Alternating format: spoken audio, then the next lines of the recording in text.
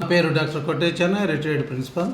నిన్న మనం చెప్పుకున్నటువంటి శ్రీమద్ రామాయణ మహోత్కృష్టమైన వ్యక్తిత్వ వికాస గ్రంథం అని చెప్పుకుంటాం. అందులో హనుమంతుడి పాత్ర వరకు చెప్పుకున్నాం. ఇప్పుడు భరతుని గురించి చెప్పుకుందాం.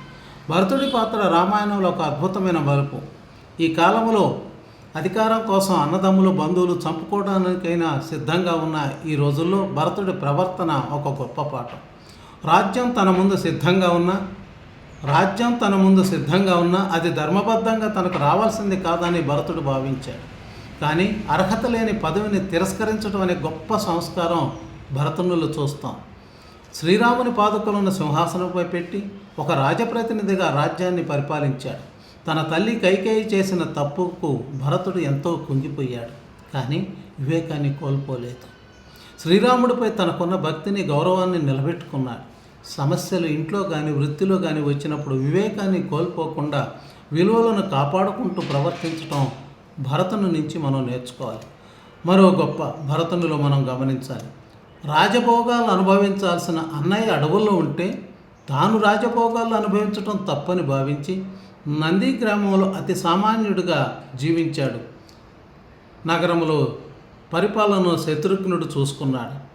భరతుని సోదర ప్రేమ, త్యాగము నేటి స్వార్థంతో కుటుంబ వ్యవస్థను విచ్ఛిన్నం చేసుకునే వారికి గొప్ప మేలుకొలుపు కావాలి.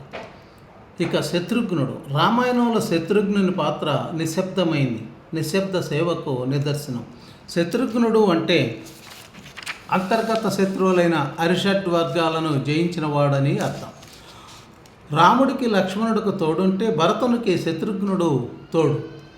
కైకేయి మందర మాటలు విని శ్రీరాముని అడుగు పంపమని అన్నప్పుడు శత్రుఘ్నుడు తీవ్ర కోపానికి గురై ఆ మందరను శిక్షించడానికి ప్రయత్నిస్తాడు. కానీ భరతుడు అతన్ని వారించడంతో శాంతించాడు. కోపం రావడం సహజమే, కానీ ధర్మం కోసం లేదా పెద్దలు చెప్పిన మాటలు వినటం కూడా మరి ఒక సంస్కారం. ఆ కోపాన్ని అదుపులో ఉంచుకోవటం అనేది ఆయన గొప్ప సంస్కారం. అలాగే శ్రీరాముడు ఆజ్ఞ మేరకు శత్రుఘ్నుడు లవణాసురుణ్ణి వధించి మధురా నగరాన్ని నిర్మిస్తాడు. అక్కడ అద్భుతమైన పరిపాలనను అందిస్తాడు. శత్రుఘ్నుడు కేవలం అనుచరుడు మాత్రమే కాదు, సమర్థుడైనటువంటి పాలకుడు కూడా. ఒక నాయకుడిగా కానీ వ్యవస్థ కానీ ఎదగాలంటే సపోర్టింగ్ పిల్లర్స్ చాలా అవసరము. అలాంటి వేళల్లో శత్రుఘ్నుడు ఒక పాత్ర, మంచి పాత్ర.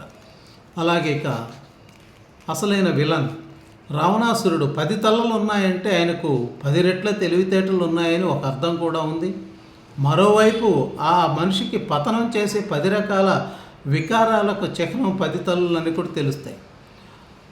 అరిషడ్వర్గాలైనటువంటి కామ, క్రోధ, లోభ, మోహ, మద, మాత్సర్యము, మనస్సు, బుద్ధి, చిత్తం, అహంకారము ఇవన్నీ కూడా ఏ ఒక్కటి మితిమీరిన మనిషి తన విచక్షణ కోల్పోయి రావణుల్లా ప్రవర్తిస్తాడు అనే అర్థం కూడా ఉంది. రావణుడు గొప్ప శివభక్తుడు, వేద పండితుడు, సామవేద గానములు దిట్ట. కానీ ఏ లాభం? అహంకారం వల్ల ఇవన్నీ ఆయనకు రక్షణగా నిలవలేకపోయాయి. తాను అజేయుడినని, తనను ఎవరూ చంపలేరని, ఆ అహంకారమే సీతమ్మను చెరబట్టి తన చావుకు తనే ముహూర్తం పెట్టుకున్నాడు. వినాశకాలే విపరీత బుద్ధి అనే దానికి రావణుడు ఒక ఉదాహరణ. విభీషణుడు, మండోదరు వంటి వారు హితవు చెప్పినా వినలేదు. అహంకారము నిండిన మనసు మంచి మాటను స్వీకరించరు. ఎన్నో డిగ్రీలున్నా తెలివితేటలున్నాయని నేటి కాలంలో చాలామంది ఈ అహంకార ధిక్కారానికి స్వరం వినిపిస్తుంది. అది వారి నాశనానికి కారణమవుతుంది. ఇది నేటి డబ్బున్న రాజకీయ నాయకుల్లో కానీ చాలా స్పష్టంగా కనిపిస్తుంది. ఆ అహంకారంతో అనేక అరాచకాలు చేస్తున్నారు. ఇక విభీషణుడు. రామాయణంలో విభీషణుడిది చాలా ముఖ్యమైన పాత్ర. ధర్మ సంకటానికి, నైతికతకు ఒక గొప్ప ఉదాహరణ. సొంత అన్నను కాదని శత్రు శిబిరంలో చేరి అన్ని రహస్యాలు చెప్పడం ఎంతవరకు న్యాయము? అది ద్రోహం కాదా అనేది ఒక వాదం. కానీ విభీషణుడు అధర్మాన్ని వ్యతిరేకించి ధర్మంపై నిలబడ్డట్టు నిజమైన వీరత్వం అది అని రామాయణం చెప్తుంది. అన్న రావణుడు తప్పు చేస్తున్నాడు, అన్నను హెచ్చరించాడు. విననందున ఆ పేగుబంధాన్ని వదులుకొని ధర్మం వైపు నిలబడ్డాడు. మావారు కాబట్టి నేను తప్పును సమర్థిస్తాను అనడం కంటే తప్పును తప్పని చెప్పే ధైర్యం ఉండాలని విభూషణి పాత్ర చెప్తుంది. బంధుత్వం కంటే విశ్వసనీయత గొప్పది. ఒక వ్యక్తిలోని గుణాన్ని బట్టి గాక అతని విలువ బట్టి గాక అతనికి విలువలు ఇవ్వాలి తప్ప అతని నేపథ్యాన్ని బట్టి కాదు అనేది ఈ పాత్ర చెప్తున్న గుణపాఠం. అలాగే మండోదరి, పంచమహాపతివ్రతల్లో ఒకరైనటువంటి మండోదరి పాత్ర రామాయణంలో చాలా వివేకవంతమైన, న్యాయమైన, ధర్మబద్ధమైనది. ఆమె రావణుడి భార్య మాత్రమే కాదు, ఒక గొప్ప ధర్మ విమర్శకురాలు. రావణుడి అంతటి పరాక్రమవంతుడిని సైతం ఎదిరించి నువ్వు చేసే తప్పు, సీతను రామునికి అప్పగించు, లంకను నీవు కాపాడు అని నిర్ద్వందంగా చెప్పే ధైర్యశాలి. మండోదరి రావణుని భర్తగా ప్రేమించింది, కానీ అతని తప్పులను సమర్థించలేదు.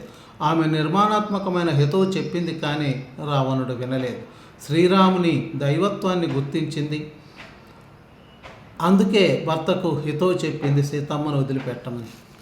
అలా కొన్నిసార్లు మనకు అత్యంత ప్రియమైన వారు తప్పు చేసినప్పుడు మనం తీసుకోవలసిన కఠినమైన నిర్ణయాలను మండోదరి ఒక ప్రతీక. అలాగే మరికొన్ని చిన్న పాత్రలాగా అనిపిస్తాయి, కానీ ప్రతి పాత్ర మనకు గుణపాఠాలు నేర్పేదే. శబరి ఒక సామాన్యమైన గిరిజన వృద్ధురాలు, కానీ ఆమె భక్తి అనన్యము. శ్రీరాముడు వస్తాడని తన గురువుగారు చెప్పిన మాటను నమ్మి ఏళ్ల తరబడి ఆయన కోసం ఎదురు చూడటం అనేది ఈ నిష్కల్మషమైన మనసుతో చేసే పని. ఏ పనైనా అలా చేస్తే నిష్కల్మషమైన మనసుతో చేసిన పని తప్పకుండా నెరవేరుతుంది అనేదానికి శబరి ఒక ఉదాహరణ.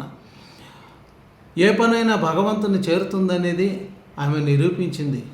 చివరకు రాముణ్ణి కలుసుకున్నది, ఆయనతోటి ఆశీర్వాదం పొందింది. అలాగే జటాయి, రావణుడు సీతమ్మను అపహరించుకుపోతుంటే తనకంటే బలవంతుడని తెలిసి కూడా ఒక అబలను రక్షించడానికి పోరాడింది జటాయి. ఈ రోజుల్లో లాగా అన్యాయం జరుగుతుంటే రక్షించే ప్రయత్నం చేయకుండా సెల్ ఫోన్లో వీడియోలు తీస్తూ ఉంటారు. మన శక్తి మేరకు స్పందించటము జటాయు నుండి నేర్చుకోవాలి. ఉడత చిన్న సహాయం పెద్ద గుర్తింపు. లంకకు వారధి కడుతున్నప్పుడు తన శక్తి మేరకు ఇసుక తెచ్చి సహాయం చేసింది. అది ఎంత పని అన్నది కాదు, ఆ పని చేయాలనే తలంపు రావటం అనేది గొప్ప విషయం. అందుకే అంత గుర్తింపు తెచ్చుకుంది ఆ చిన్ని ఉడత. అలాగే కుంభకర్ణుడు కూడా మహాజ్ఞాని, కానీ అన్నయ్య కోసం నేను యుద్ధం చేయాలని అనే తప్పుడు విధేయతతో ప్రాణాలు వదిలాడు. అలాగే మందర, రాముని అల్లారు ముద్దుగా పెంచిన కైకేయిని తప్పుడు మాటలతో ప్రేరేపించి రామాయణ మహాయుద్ధానికి బీజం వేసింది మందర. మన చుట్టూ ఉండేవారు మన ఆలోచనలు ఎలా ప్రభావితం చేస్తారు అనేది మందర పాత్ర ఒక ఉదాహరణ. రామాయణం చదవటం, వినడం అంటే మనల్ని మనము సంస్కరించుకోవటము అని అర్థం. ఈ వ్యాసం అంతా కూడా జాగృతి వారపత్రిక నుంచి సేకరించబడింది. ధన్యవాదాలు.